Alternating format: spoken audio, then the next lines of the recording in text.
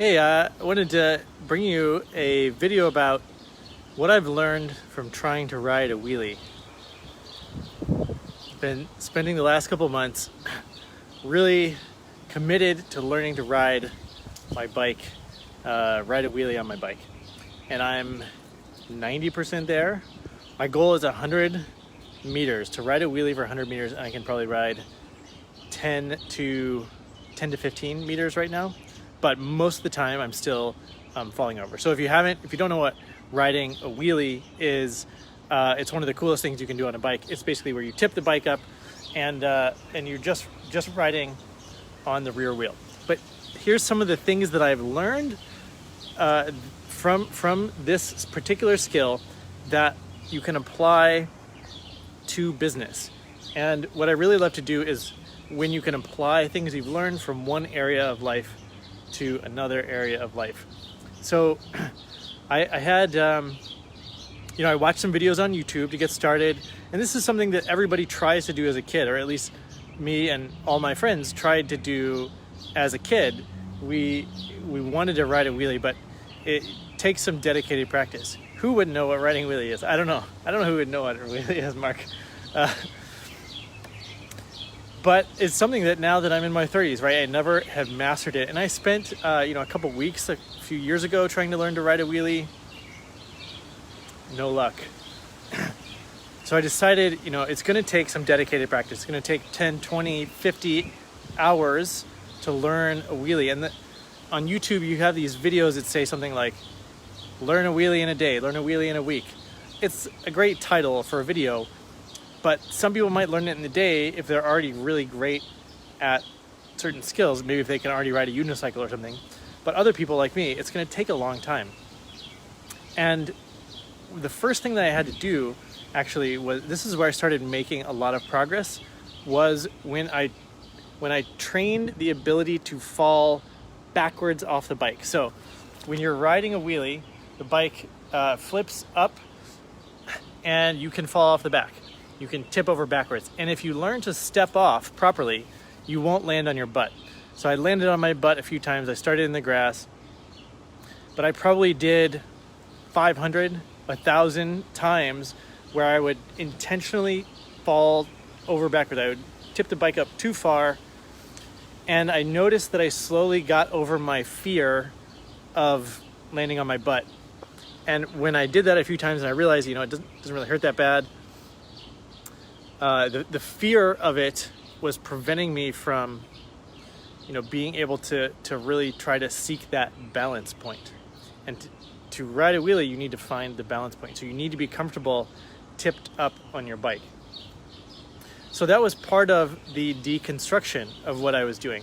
I deconstructed different skills. You need to learn to use the brake, right, to modulate things. You need to learn how to get the bike to go up. You need to learn how to not fall off. You need to learn how to steer. You need to find the right gears. There's different smaller elements. Riding on grass versus pavement, which bike, which seat height you need. So there's different elements that I deconstructed, and I would train each one individually. So I would train the ability to, look ahead versus looking down at my front wheel. Or I would train my ability to have straight arms versus bent arms. So I was deconstructing, based on what I had seen other people do, each different element so that I could perfect it. Because when you try to train all of them at once, what I found is that generally I would just fall apart. Lynn Louise said, "This is so good. I get it. Awesome."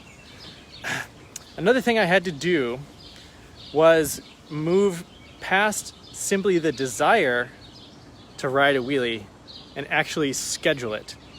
And so I committed to the second quarter, April, May, June.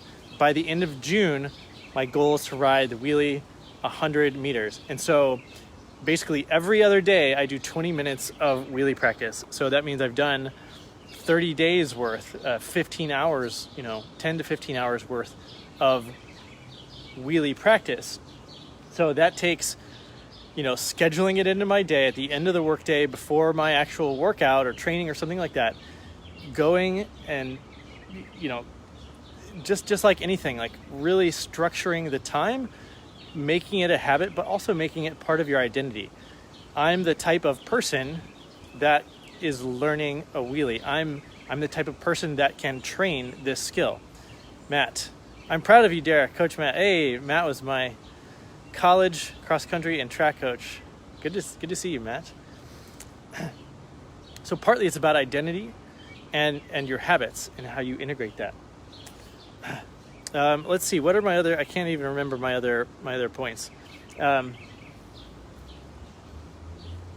Partly it's about your equipment too. This bike in particular that I've been using is a mountain bike. It's actually my first ever mountain bike for someone who's ridden all my life. This is my first mountain bike I got when I lived in Montana.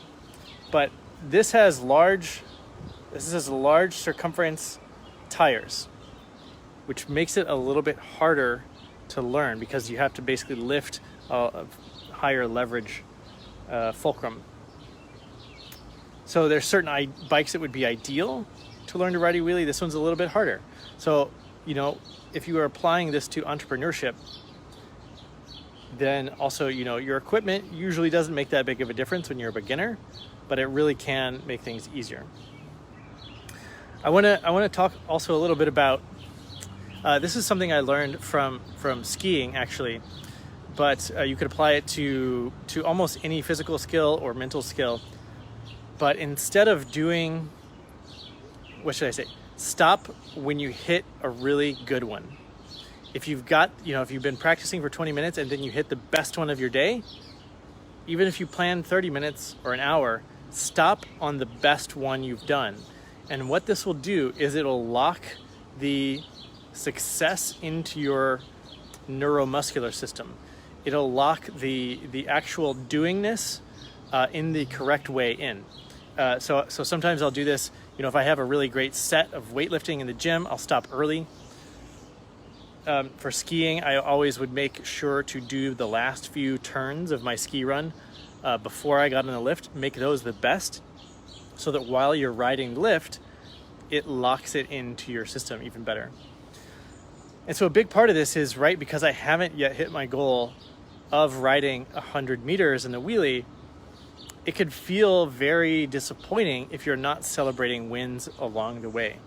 So I would celebrate a win as just getting more comfortable falling, or a win of maybe four feet, riding a wheelie for 4 feet, or understanding the difference between what happens when I look up to the horizon or down at the ground and how that feels in my body.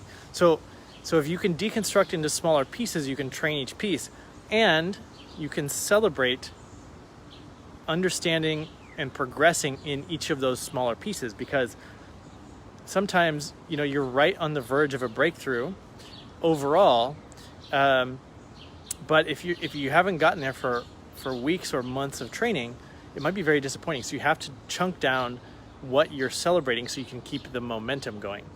This is all these psychological games that I've learned from Olympians and chess players and world-class performers that I'm employing here to make sure that I keep going, because I am super close. I can feel that I'm ready for a breakthrough, and I felt the same way like when I was learning sales, when I was learning so many different things in business. When you're getting close, you feel like you should be there already, but it's just taking a little longer than you expected. And that's kind of where I am right now with learning to ride this wheelie. So I'm going out for practice a little bit later. I've got that scheduled. Monday is generally an easy day for me workout wise. So I'm going out to practice the wheelie. And of course I'll share, once I learn the wheelie, I'm going to share, the footage of me being able to do it. And, another key point here is that I've had a couple people that can ride wheelies have shared their experience with me. And, this is great in business too, right? Everybody needs a mentor. Everybody needs a coach. This is what I do as a business coach for entrepreneurs. But largely they're telling me, here's how I did it. It took me 3 years on and off practicing, or I did it, 6 hours a day for a week and I got it, or whatever it is. And, maybe giving me little pointers, or even coming out. A friend of mine even came out and watched my body position, said, oh, you just need to lean back more. So it's so good to have stories from other people and encouragement and all these things that it's so often overlooked. So if you're trying to learn something, if you're trying to progress in a skill, don't do it alone. Make it social. Involve your friends, involve mentors and coaches and things like that, because that's a hugely important aspect. And you can also teach it.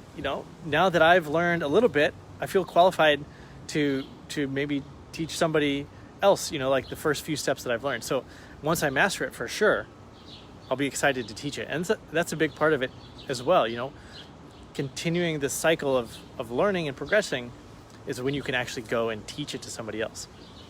So hopefully that's helpful. Maybe it's helped you think a little bit about your own business or life progression and how you can do this, learning a particular skill. The next skill that I'll be learning is piano. Our neighbors sold their house and they gave us a piano. I've never really played the piano. I took piano lessons for a few months when I was much younger, so I don't really know, like what the keys are. So I'm going to be learning to play the Entertainer Ragtime from scratch on the piano. So that's my next learning challenge. And shout out to all of you learners out there who just, enjoy taking on new challenges and new learning skills. Also an inspiration. So yeah, hopefully that was helpful. Thanks for tuning in. Thanks for watching, and have a great day. Stay safe, stay healthy. Love you guys.